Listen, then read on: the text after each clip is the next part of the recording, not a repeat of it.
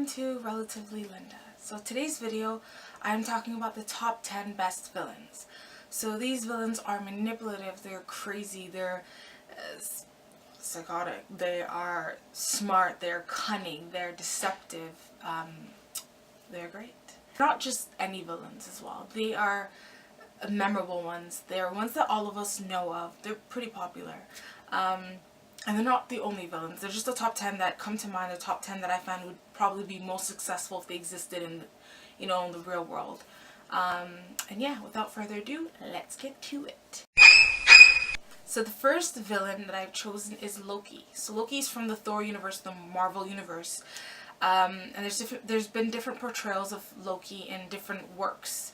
And the one that I'm talking about specifically is probably the one we see in American Gods and the one we see in Marvel. So Loki is obviously a Norse god. Father is Odin, brother is Thor, he is the second brother, will probably never sit on the throne. And Loki is a villain because he's trying to do things that are not good. He's trying to kill people. He's trying to take over the world, every world.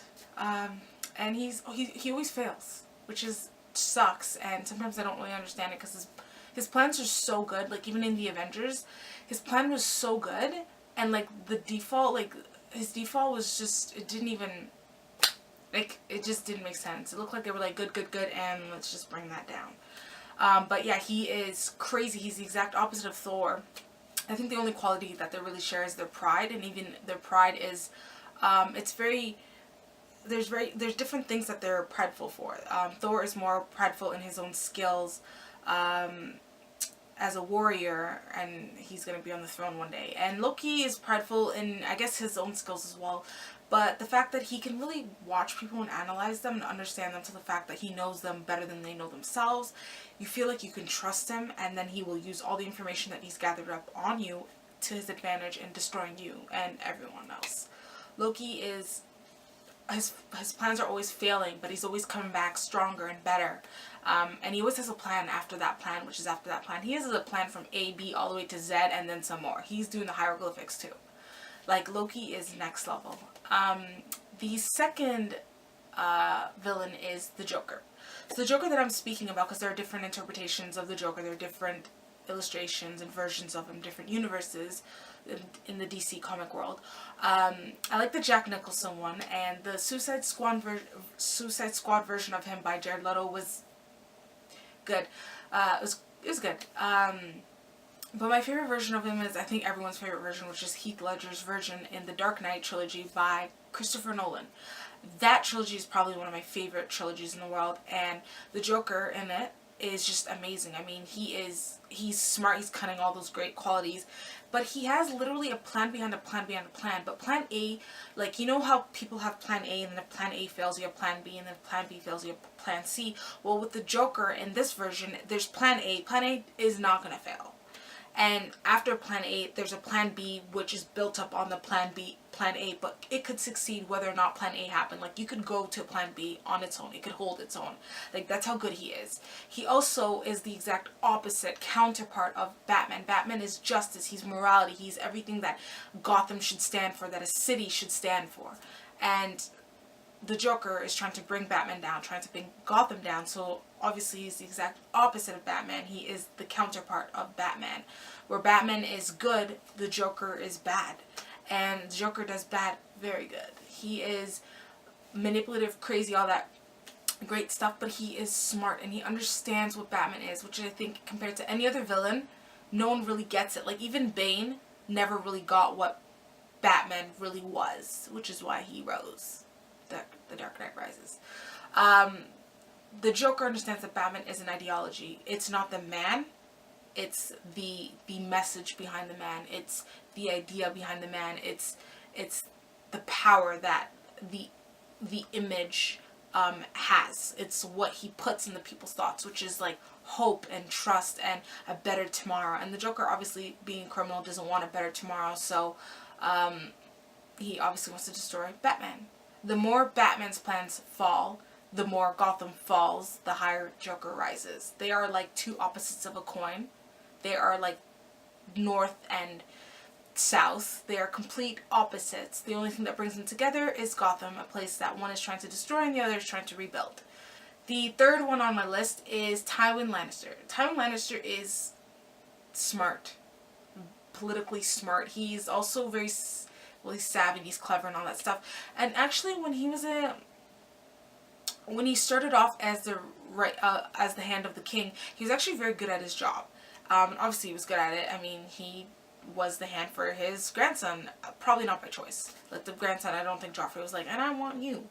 But yeah, Tywin Lannister is on this list because he is literally what a villain is. He is smart and he hides. Like he's like a snake. He goes under it. He doesn't do a lot of conversation, so he can hold a whole, like when he walks in the room, you're like, Tywin, you know, he owns the room. He got all his kids into high places. He got his daughter to marry King Robert Baratheon and become queen. He got his 3 kids, Joffrey, he got Joffrey on the throne successfully. He made his son, Jaime, his oldest son, Hand of the King. He made, well, his grandkids kind of died. But he was very, very good at bringing his family into more power and getting more money. And yeah, so the 4th person on this list is someone I'm very scared of, called the Pale Man. The Pale Man. From Pan's Labyrinth. The Pale Man is this monster. It looks like this or something. I don't like him. I don't know if I'll show a picture of him. If I do, it'll be down here, like all the other pictures. But the Pale Man really scares me because he eats kids. Okay, he eats them. He literally sits on a table like this, and when a kid eats a piece of fruit on his table, he gets up and then he starts like, well, he's trying to kill you. And his eyes are in his hands, like, so he looks like this and he finds you and like he'll eat you. Like he eats the kids, he eats the fairies and stuff like that. There's this princess that has to go and she has this whole mission to complete, and the Pale Man is there. And he's sitting in front of this table with fruits, and the princess is warned, do not eat the fruit, don't touch it or else the monster will wake up and eat you. Obviously she doesn't listen, and she eats the fruit, and then he wakes up. Then he wakes up. Literally, when I'm watching the movie is so good, guys. If you haven't watched Pan's Labyrinth, go watch it. Even though the movie's not in English, it's in Spanish. The aesthetics, the directing, like the camera angles, everything, even up to the point of like the dialogue, like it's ridiculously good. Like it's so good. Go watch it. But when the minute like that monster wakes up, like the minute I see the camera goes to him, I'm like, I literally will fast forward it, or I will close my ears and close my eyes and just like peek a little bit and wait until like his whole scene's done, and then I'll go back and continue watching the movie. Pale Man is very scary. And I just chose him because he's scary. That's it. Number 5 is Hannibal Lecter. Anyone that knows me knows that Hannibal Lecter is like probably my favorite villain of all, because he is legit scary and smart. He is probably the best villain on this list. If he were to go up against Joker, who I think is the second on this list, who's the second best on this list, Joker would be putty in his hands. Like the Joker would not make it. The Joker is smart and he's cunning and he believes in the aesthetics of things. Like he likes to go big, you know. But you're dead when it comes to Hannibal. Like Hannibal is not just a doctor, he's a psychologist. He doesn't just understand how the body works, he understands how the mind works. And what else is there after that? He will decimate you. His counterpart is the hero of the story, Will Graham. Will Graham is an empath. So an empath is someone who feels the emotions of others and takes them on as themselves. So he's not just sympathetic and saying, oh, I understand how you feel. He literally goes through your experiences. Hannibal obviously is the exact opposite.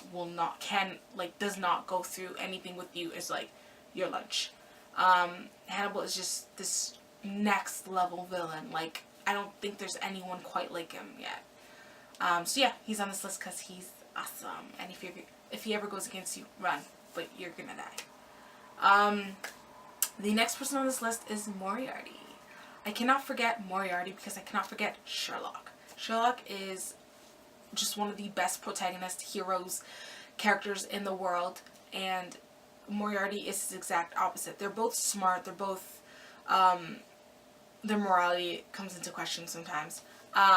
But Moriarty is a villain, so he can be immoral, I guess. And he is very, very good at that. He is, I think, the one person that can get Sherlock to, like, really, really think. Other than his brother Mycroft, Moriarty is the person that can really get under Sherlock's skin, because he understands Sherlock's weaknesses. He understands that Sherlock isn't just this great, you know, smart guy that everyone looks at like a god. He understands that Sherlock is a guy, and a guy, like, is a man, and a man has fears. And he uses the fears against him, but he also uses Sherlock's own pride against him. He understands that Sherlock likes puzzles, he likes fixing things, so he literally creates situations where Sherlock has no, like, he cannot pull himself but go into these situations, and then Moriarty just, like, snatches him. Mousetrap. The sixth person on this list, well, there's actually two, well, the seventh person on this list, there's actually two people, but they're from the same universe, so I put them both as on the seventh position, is Freddy Krueger and Jason. Freddy Krueger and Jason. They are scary. Freddy is a monster that basically, well, he was like a guy that was, some say falsely accused, some say justly accused, but he was basically burned by the parents in the town that he lived in, because the kids complained that he was, like, molesting them and touching them and stuff, so they, like, burned him. What were the cops? Who knows? So yeah, he got burned, and then he decided to come back with a vengeance, that all the teenagers and kids in the town, if you dream about him, he will come into your dream and kill you. Now, if any of you guys have ever had dreams, which I'm sure all of us have had, you guys have also probably had nightmares. Nightmares are pretty uncontrollable. Like, when you get them, you get them. And as a result, this is Freddy Krueger's world. He can do whatever he wants. Like, he can make you do whatever. So, the only way to defeat Freddy Krueger is to not be scared of him. Good luck in his own world. Like, and Jason is just like a 6'1" tall guy who will basically, like, decimate you. He just kills, like, literally anything in his path. His specialty is teenagers, like counseling, what's it called, camp kids. So yeah. And the eighth person on the list is Voldemort. Dun, dun, dun, dun. Voldemort is also one of my favorite villains, because he's a part of the Harry Potter series. Thank you, J.K. Rowling. He is smart, and he is unempathetic, which I think is what is known most about him, or what is what we all say, yeah, that's Voldemort for ya. He is, like, legit doesn't care about anyone but himself. Like, legit. Like, the people on his team, like, literally, he'll be like, you love me so much. They'll be like, yeah. He's like, well, there's a train, and we need to, like, do something. This train's going in the past, so I'm just gonna push you here, and, you know, you die. I get what I need. That's Voldemort. And literally, you'll be lucky if he says, I'm gonna push you. He'll usually just, like, and get what he needs. He's the exact opposite of Harry Potter. Harry Potter is, like, this obviously selfless. He's your stereotypical hero. He's selfless, he's innocent, he's kind, he's a boy, he's white. That's Harry Potter for ya. There's obviously other qualities, but those are the top. And Voldemort is also white, but not innocent. He was pretty much never innocent. He was, like, evil from, like, day one, which makes me question why Dumbledore was like, hey, and I know this place where we can all just be witches together. He should have just been like, die, Expelliarmus. But yeah, Voldemort's on the list because Voldemort is dope. Like, legit, this guy's wise. He's like 1 billion years old, never really ages. He just ends up looking more like a snake, which in the Harry Potter world is like looking more like Play-Doh. Like, it's like, he has like no features anymore at this point. He looks like, literally his head is like a Mr. Potato minus the indents, like, for the eyes and the ears and stuff. That's Voldemort for you. Ninth person on the list is Frank Underwood. Frank Underwood is from House of Cards. I did not forget Frank Underwood, and I'm ashamed that you thought I would. Frank Underwood is, like, he's politically just savvy. Like, you could plan whatever you want against him, you're not gonna win, you know? And if you go against him, he will get you. There's a character in season 1 named Linda who worked under him, and basically he wanted a job, and she voted for somebody else to get the job that he wanted, and he was mad about it, and she was like, Frank, you understand how these things work? And he basically was like, yeah, you're right, I understand. he turns to the camera and he's like, I'm gonna get her. Okay, he didn't say those exact words, but it was like somewhere along those lines. But basically, got her, he did. Like 2 or 3 seasons later, he basically, I think it was like season 3, he basically not only got her to like leave, but like made her think that it was her idea and decision to leave, when in fact it was him under it the whole time. Like, that's Frank. He will get you. Anyone that's against him will be gone. So, America, don't go against Frank Underwood. I vote Frank Underwood into presidency. And the 10th person on this list is Parker Crane. Okay, being the 10th does not mean I think he is the best villain of all of them. I just think that he's very, very creepy like the rest of the people on the list. Parker Crane is from the Insidious series. He is, which is like the best horror film series ever, okay? And it is. The Insidious series is like, it just makes you think. It's not just a horror movie. It's not like a slasher or anything like that. It's legit makes you think. It's a psychological horror film. And Parker Crane is a character that goes after Josh, who is the father of the main character of a boy who basically falls asleep and doesn't wake up again because he's trapped in the farther. So Parker Crane would work really, really hard to get close to the body. He would just be near Josh a lot, and he would make sure that obviously other spirits didn't go into the body that he wanted. Not that they could, because he had been, I guess, training in however way he trains to get close to the body, because not just anyone can get close to the body. Some spirits don't even realize that the body is there with no soul in it, that they can just jump into it. And so, long story short, Parker Crane eventually gets in the body. And does some things. Parker Crane, what's scary about him is who you think he is, and then who he ends up being, and then his whole backstory, and his mom. That whole thing is just legit scary. So Parker Crane is on this list because he's scary. And some mentions are, so I also wanted to give you guys some other villains, not just these top 10. So some other villains are, one is Ryuk from, I don't know if I'm mentioning that right, I think, from Death Note. That's all I gotta say. Have you seen the guy? The second anime character is Orochimaru from Naruto. Literally inspired by Voldemort, or Voldemort is inspired by him, or something happened, but those two characters are so similar. They're both snake-like, they're both cunning and manipulative. They both started off as, I guess, on the right side, but not technically good. They're both very, very prideful. They're both very, very old and looking for a way to live forever. They both transform into snakes. Well, Voldemort has a snake Nagini, but Orochimaru can actually like turn into one. Like, it's all just a whole nasty thing. And another character that I know a lot of you guys are going to probably want to punch me in the face when I say it, but technically he is very, very smart. The way he did it is just, I don't really like him as a villain, but I think that he is a successful villain, is Negan from the Walking Dead series. He is, guys, come on. Like, at this point, everyone's like running away from this guy. He is, and he's created like a monopoly of like a powerhouse. Like, but his downfall will be his pride and the fact that you cannot rule over people through only fear. There has to be some sort of sense of loyalty. So you either break them down, like Theon Greyjoy got broken down, and so he got that, like, he was so loyal to his captor, or you love them and you know, obviously have some fear in them as well. Kind of like African parents raising their kids. Yeah. And the last person I'm going to mention is from Anandi's people. This person goes by the name of Glory. So in season 4 of Buffy the Vampire Slayer, there's a character named Glory, and she is a goddess. And she inhabits the same body of this boy, this guy. He's like a nurse, I believe. And Glory is just next level. She's a goddess. She's super strong. She's basically got the same powers as Buffy, and ends up in that season finale, Buffy ends up dying. So I guess Glory did her job right. I like her because she's like basically like in your face. She's like, and so, you know, she's tough.